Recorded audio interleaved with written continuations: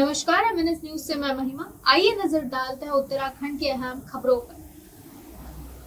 प्रदेश के आपदा प्रबंधक एवं पुनर्वास मंत्री मदन कौशिक ने विधानसभा स्थित सभागार कक्ष में विभागीय अधिकारियों के साथ समीक्षा बैठक की। बैठक में मंत्री ने आपदा से पूर्व, आपदा के दौरान एवं आपदा के बाद विभाग द्वारा किए जाने वाले क्रियाकलापों की विस्तार से जानकारी ली तथा संबंधित अधिकारियों को आवश्यक दिशा निर्देश दिए। मंत्री ने कहा कि आपदा प्रबंधन के क्षेत्र में राज्य को एक मॉडल राज्य के रूप में स्थापित करें। उन्होंने कहा कि विश्व में सर्वाधिक आपदा झेलने वाले देश की तर्ज पर आधुनिक तकनीकों का उपयोग कर प्रदेश को आपदा प्रबंधन से सुदृढ़ बनाने की दिशा में कार्य किए जाए। मंत्री ने कहा कि आपदा प्रबंधन को बेहतर बनाने के लिए जिला स्तर पर बेहतर कार्य करने की आवश्यकता है। उन्होंने कहा कि जिला स्तर पर कम्युनिकेशन सिस्टम को बेहतर बनाया जाए ताकि सूचनाओं के आदान प्रदान की कार्यवाही तेज से हो सके तथा आपदा के दौरान राहत एवं बचाव कार्य को तत्काल शुरू किया जा सके। उन्होंने कहा कि प्रदेश में ग्राम स्तर के जनप्रतिनिधियों, सदस्यों एवं अधिकारियों को सूचना के आदान प्रदान से संबंधित उपकरण एवं प्रशिक्षण प्रदान किए जाए ताकि कोई आपदा घटित होने पर वे शीघ्रता से इसकी जानकारी जिला मुख्यालय एवं प्रदेश मुख्यालय को दे सके। मंत्री ने कहा कि किसी आपदा के घटित होने पर राहत एवं बचाव कार्य शीघ्रता से हो सके। इसके लिए जरूरी है कि न्याय पंचायत स्तर पर आपदा मित्र एवं आपदा सखी बनाए जाए। आपदा मित्र एवं आपदा सखी को राहत एवं बचाव कार्य संबंधित उचित प्रशिक्षण देने के साथ ही आवश्यक उपकरण उपलब्ध कराए जाए। साथ ही आपदा मित्र एवं आपदा सखी के लिए प्रोत्साहन राशि की भी व्यवस्था की जाए।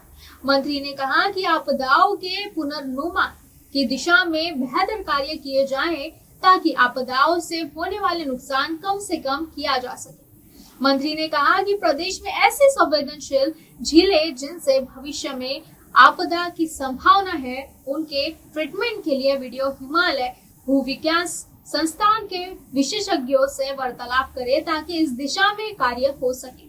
उन्होंने कहा कि प्रदेश के भूस्खलन की दृष्टि से अति संवेदनशील स्थल जहां पर बार बार आपदाएं घटित होती है, ऐसे स्थलों के ट्रीटमेंट प्राथमिकता के आधार पर किए जाए। इस अवसर पर आपदा प्रबंधक एवं पुनर्वास विभाग से सचिव विनोद कुमार सुमन, संयुक्त सचिव एनएस डुंगरियाल, संयुक्त मुख्य कार्यकारी अधिकारी यूएसडीएमओ मोहम्मद अब्दुल्ला अंसारी सहित अन्य अधिकारी एवं विभिन्न विषयों के विशेषज्ञ उपस्थित रहे।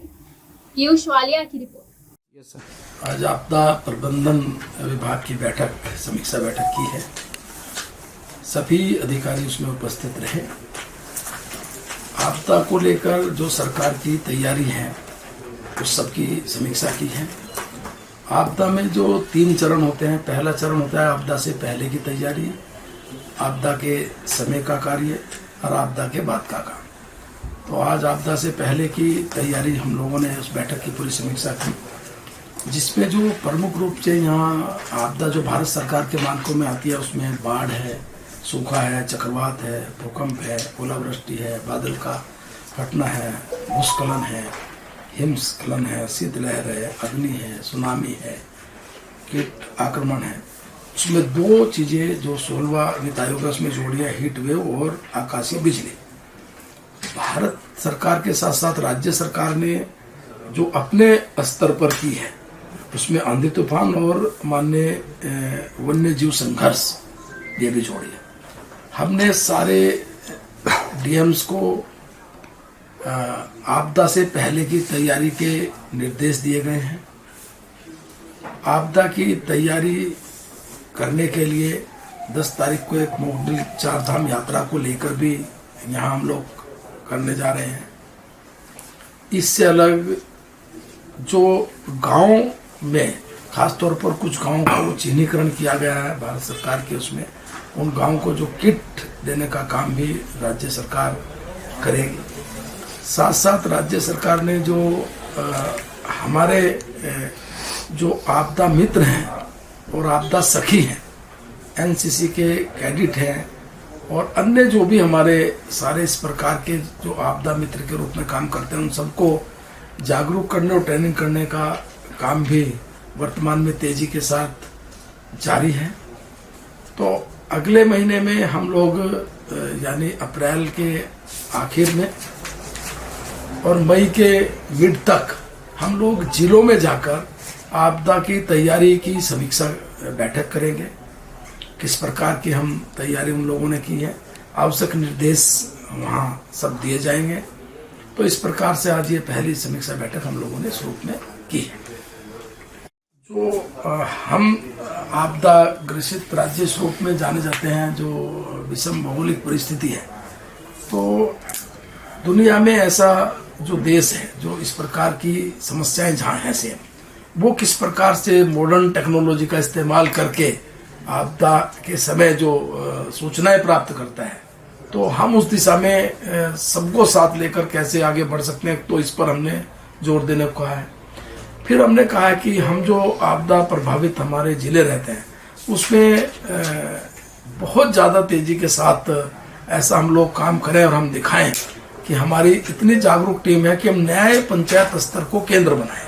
अभी तक हमारा केंद्र जिला था, लेकिन जो हम ट्रेनिंग कराते हैं, आपदा मित्र, आपदा सखी बनाते हैं, उसका जो हम केंद्र बनाए वो न्याय पंचायत को बनाए, जिससे कि वहाँ हम उनको ट्रेनिंग देने के बाद, किट देने के बाद तत्काल वो मौके पर सबसे पहले जाने वाले हमारे आपदा के समय प्रबंधन के समय काम आ सकें, और एक ऐसे मॉडल के रूप में हम लोग इस सारे काम को अभी करें। ऐसा कोई लक्ष्य इसको जो सबसे ज्यादा प्रभावित है उसको आप रखिए कि हम उसमें न्याय पंचायत स्तर तक की सारी व्यवस्थाएं पूर्ण करें, इसी बार पूर्ण करें। और आपदा सखी और आपदा मित्र और हमारे एनसीसी और एनएसएस जो भी वहाँ इस प्रकार के हमारे सब लोग हैं, उन सबको उसमें जो ट्रेनिंग है वो इसी को केंद्र बिंदु मानकर हम लोग दें।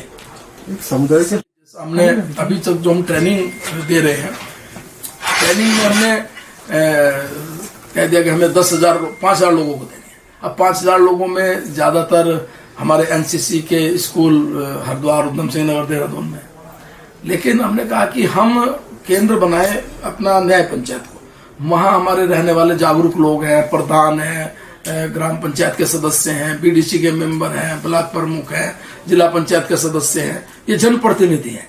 इनकी सहभागिता हो और जो हमारे आपदा सखी और आपदा मित्र हैं, जो दोनों लोग, उन सबको इसमें ज्यादा जोड़े, जो ट्रेनिंग करके वहाँ हमारा एक बहुत बड़ी फोर्स खड़ी हो जाए, यानी हर घर में ये हो। हाँ, हर जगह तक हम लोग पहुंचे।